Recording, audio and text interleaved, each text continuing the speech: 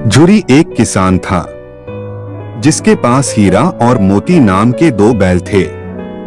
वे दोनों ही ऊंचे डीडौल व सुंदर कदकाठी के पछाही जाति के बैल थे।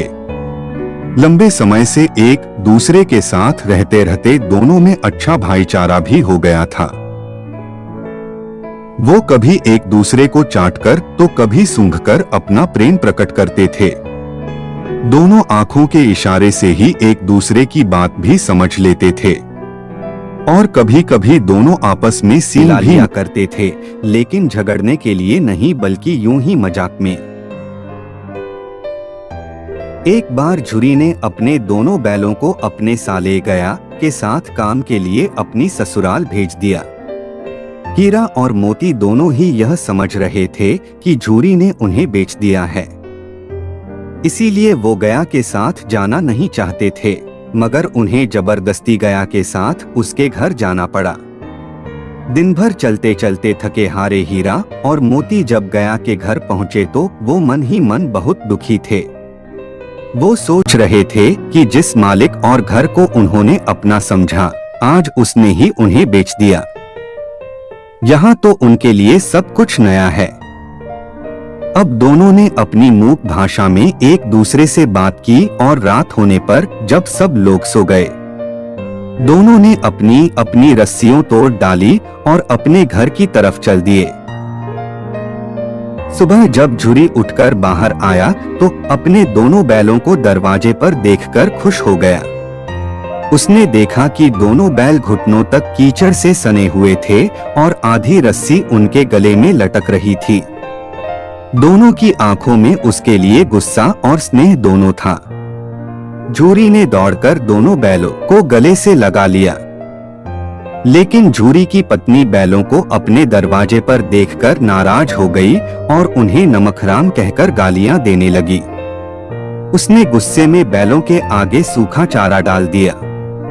झुरी ने अपने नौकर से चारे में कुछ खली मिलाने को कहा, लेकिन नौकर ने मालकिन के डर से उसमें खली नहीं मिलाई।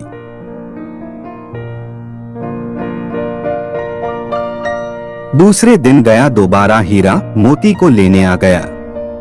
इस बार वह बैलों को पैदल ले जाने के बजाय गाड़ी में ले गया ताकि वो उसे परेशान न कर सके। रास्ते में एक दो बार मोती ने गाड़ी को खाई में गिराना चाहा, लेकिन हीरा ने उसे ऐसा करने से मना कर दिया। हीरा काफी समझदार था। वह जानता था कि अगर गाड़ी खाई में गिरी तो उनको भी चोट लग सकती है। घर पहुंचकर उन्हें मोटी मोटी रस्सियों से बांध दिया गया और खाने को सूखा चारा डाल दिया गया।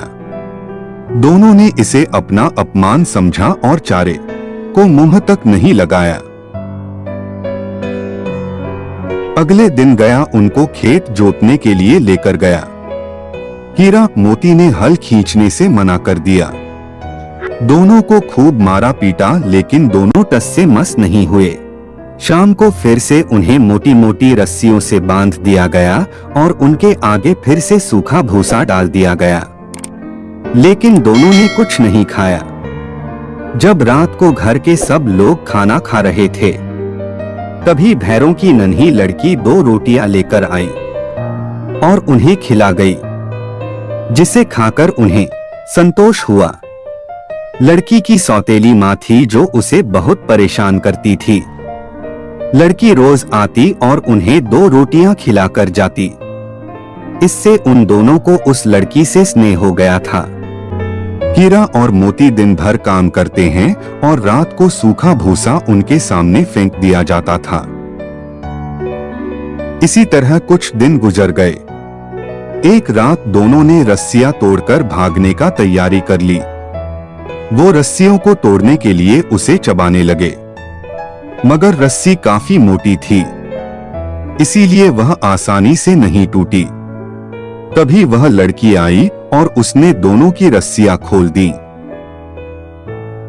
किंतु हीरा मोती लड़की के स्नेह के कारण नहीं भाग सके। लड़की ने अचानक शोर मचाना शुरू कर दिया। उन्हें पकड़ो, उन बैलों भाग रहे हैं। लड़की की आवाज सुनकर हीरा मोती भाग खड़े हुए। गया तथा गांव वालों ने उनका दूर तक पीछा किया, लेकिन हीरा मोती अपनी पूरी ताकत के साथ भागने लगे और काफी दूर निकल गए। दोनों अपनी आजादी का जश्न मना ही रहे थे कि अचानक दूर से एक सांड उनके आगे आ गया। दोनों की समझ में नहीं आ रहा था कि अब सांड से कैसे मुकाबला किया जाए।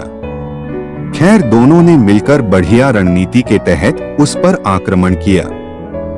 सांड जब एक बैल पर आक्रमण करता तो दूसरा बैल पीछे से उसे मार देता और यह काफी देर तक चलता रहा। सांड भी दो बैलों से एक साथ लड़ने का आदी नहीं था।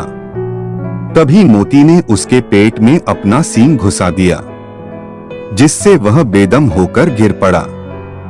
हीरा मोती को उस पर दया आ गई। वो उसे अधमरा छोड़कर आगे बढ़ गए। तभी उन्हें सामने मटर का खेत दिखाई दिया। भूख तो लगी थी, सो हीरा के मना करने के बाद भी मोती मटर खाने लगा। अभी उन्होंने कुछ ही मटर खाई थी कि दो आदमी लाठी लेकर वहां आ गए। उन्हें देखकर दोनों ने भागने की कोशिश की, किंतु कीचड़ में फंसने के कारण भाग न पाए और पकड़े गए। उन लोगों ने उन्हें पकड़कर कांजी हाउस में बंद करवा दिया। कांजी हाउस पहुंचकर उन्होंने देखा कि वहां पहले से ही कई और जानवर जैसे घोड़े, भैंस, बकरियां भरे पड़े थे। उनमें से कुछ बहुत कमजोर थी तो कुछ मुर्दा हालत में थी। वहां उन्हें दिन भर कुछ भी खाने को नहीं मिला। रात होने पर हीरा ने मोती से वहां से भागने की बात की और उसके बाद हीरा ने सींगों से दीवार पर मारना शुरू कर दिया। काफी मेहनत के बाद हीरा ने आधी दीवार गिरा दी। आधी दीवार के गिरते ही वहां से घोड़े, भैंस और बकरियां भागने लगी, लेकिन गधे ज्यों के त्यों अपनी जगह पर खड़े थे। लेकिन मोती ने उन्हें भी सींग मार मार कर वहां से भगा दिया। लेकिन हीरा खुद नहीं भागा, क्योंकि मोती मोटी रस्सी से बंधा था जिसको तोड़ना मुश्किल था। इसलिए वह मोती के पास आकर बैठ गया। अगले दिन चौकीदार ने यह सब देखा तो उसे हीरा और मोती पर बहुत गुस्सा आया। उसने उन दोनों की डंडों से खूब पिटाई की और मोटी रस्सी से बांध दिया। इस तरह हीरा मोती को कांजी हाउस में बंद हुए 1 सप्ताह हो गया था। उन्हें खाने पीने के लिए कुछ नहीं दिया जाता था। एक दिन नीलामी हुई और एक कसाई ने उन्हें खरीद लिया। नीलाम होकर दोनों उस दढ़ियल कसाई के साथ चले जा रहे थे। तभी हीरा मोती को लगने लगा कि ये रास्ता उनका जाना पहचाना है। उनके कमजोर शरीर में फिर से जान आ गई और उन्होंने भागना शुरू कर दिया। भागते भागते झूरी के घर पहुंच गए और थान पर अपनी जगह जाकर खड़े हो। झूरी उन्हें देखते ही दौड़ा दौड़ा आया और उनको गले से लगा लिया। बैल भी झूरी को देखकर काफी खुश थे। तभी दढ़ियल कसाई भी बैलों को लेने वहां आ पहुंचा।